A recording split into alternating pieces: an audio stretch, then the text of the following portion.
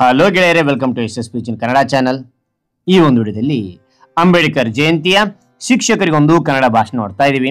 ಈ ಒಂದು ಭಾಷಣ ಅಂತಕ್ಕಂಥ ಇಷ್ಟ ಆಯ್ತಾ? ಇಷ್ಟವಾದ್ರೆ ಒಂದು ಲೈಕ್ ಅನೇಕ ವಿಡಿಯೋ ಪ್ರೋತ್ಸಾಹ ತುಂಬಾ ಸಿಗುತ್ತೆ. ಇನ್ನೊಬ್ರು ಶೇರ್ ಮಾಡಿ ಸಾಧ್ಯ. ಇಂಥ ಅನೇಕ ವಿಡಿಯೋ ಚಾನಲ್ ಸಬ್ಸ್ಕ್ರೈಬ್ ಆಗಿ. ನಿಮ್ಗೆ ಯಾವ ರೀತಿಯ ಪ್ರಬಂಧ, ಯಾವ ರೀತಿಯ ಒಂದು ಭಾಷಣ ಬೇಕಂತ ಕಾನ್ಸ್ಲಿ ಕಾಲ್ ಮಾಡಿ. ಆ ರೀತಿಯ ಪ್ರಬಂಧ ಮತ್ತು ಭಾಷಣ ತೆಗೆಲ್ಲ ಪ್ರಯತ್ನ ಬರ್ತೇನೆ ಅಂತ ಹೇಳ್ತಾ ಈ ಒಂದು ಭಾಷಣವನ್ನ ನೋಡ್ತಾ ಕೇಳ್ತಾ ಹೋಗೋಣ ಬನ್ನಿ. ನನ್ನ ಪ್ರಕಾರ ಒಂದು ಸಮುದಾಯದ ಅಭಿವೃದ್ಧಿಯನ್ನು ಅಳೆಯಬೇಕಾದ್ರೆ ಆ ಸಮುದಾಯದ ಮಹಿಳೆಯರ ಅಭಿವೃದ್ಧಿಯೇ ಪ್ರಮುಖ ದಾರಿದೀಪವಾಗಿದೆ ಎನ್ನುವ ಡಾಕ್ಟರ್ BR ಅಂಬೇಡ್ಕರ್ ಅವರ ನುಡಿಮುತ್ತನ್ನು ಪ್ರಥಮವಾಗಿ ಸ್ಮರಿಸಿಕೊಂಡು, ವೇದಿಕೆಯ ಮೇಲೆ ಆಸೀನರಾಗಿರುವ ಗಣ್ಯಮಾನ್ಯರೇ, ಮುಖ್ಯೋಪಾಧ್ಯಾಯರೇ, ಶಿಕ್ಷಕರೇ, ಪೋಷಕರೇ ಹಾಗೂ ಮಕ್ಕಳೆಲ್ಲರಿಗೂ ಶುಭ ಮುಂಜಾನೆ. ಪ್ರತಿ ವರ್ಷ ಏಪ್ರಿಲ್ 14ರಂದು ಭಾರತ ದೇಶದಾದ್ಯಂತ ಅಂಬೇಡ್ಕರ್ ಜಯಂತಿ ಅಥವಾ ಭೀಮ್ ಜಯಂತಿಯನ್ನು ಆಚರಿಸಲಾಗುತ್ತದೆ. ಇದು ನಮ್ಮ ದೇಶದ ಸಂವಿಧಾನ ಶಿಲ್ಪಿ ಎಂದೇ ಖ್ಯಾತಿಯಾಗಿರುವ ಡಾಕ್ಟರ್ BR ಅಂಬೇಡ್ಕರ್ ಅವರ ಜನ್ಮ ದಿನವಾಗಿದೆ.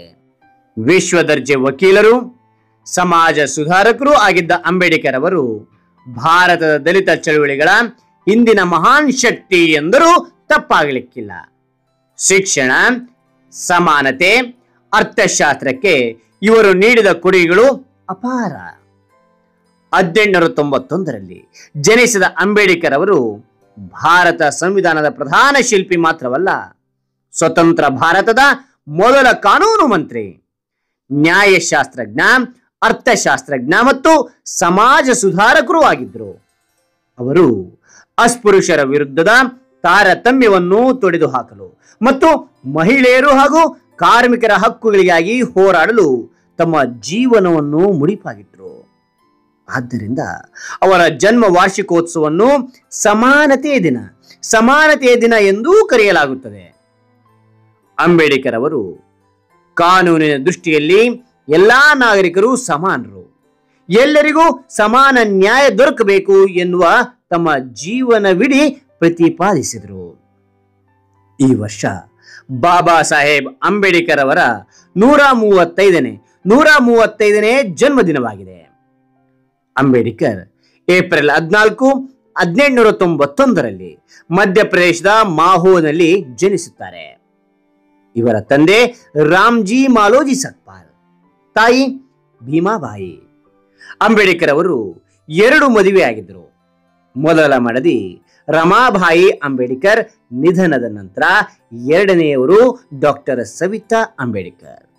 ಇವರ ಮಗ ಯಶವಂತ್ ಭೀಮರಾವ್ ಅಂಬೇಡ್ಕರ್.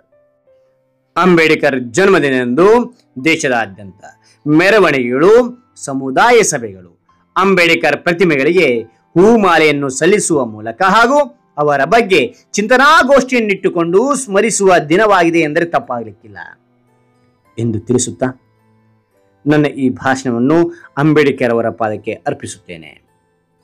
ಮಾತನಾಡಲು ಅವಕಾಶ ಕಲ್ಪಿಸಿದ ಎಲ್ಲರಿಗೂ ಹೃದಯಪೂರ್ವಕ ನಮಸ್ಕಾರಗಳು. ಅಂಬೇಡ್ಕರ್ ಅವರಿಗೆ ಜಯವಾಗಲಿ, ಅಂಬೇಡ್ಕರ್ ಅವರಿಗೆ ಜಯವಾಗಲಿ. ಜೈ ಭಾರತ್ ಮಾತೆ. ಹಾಗಾದ್ರೆ ಈ ಒಂದು ಭಾಷಣ ಅಂತಕ್ಕಂಥ ಇಷ್ಟ ಆಯ್ತಾ? ಇಷ್ಟವಾದ್ರೆ ಒಂದು ಲೈಕ್ ಅನೇಕ ವಿಡಿಯೋ ಪ್ರೋತ್ಸಾಹ ತುಂಬಾ ಸಿಗುತ್ತೆ. ಇನ್ನೊಬ್ರು ಶೇರ್ ಮಾಡಿ ಸಾಧ್ಯ. ಇಂಥ ಅನೇಕ ವಿಡಿಯೋ ಚಾನಲ್ ಸಬ್ಸ್ಕ್ರೈಬ್ ಆಗಿ. ಮತ್ತೊಂದು ಹೊಸ ವಿಷಯದೊಂದಿಗೆ ಮತ್ತೊಂದು ಹೊಸ ವಿಡಿಯೋ ಭೇಟಿ ಆಗ್ತೇನೆ. Thank you for watching. Bye bye.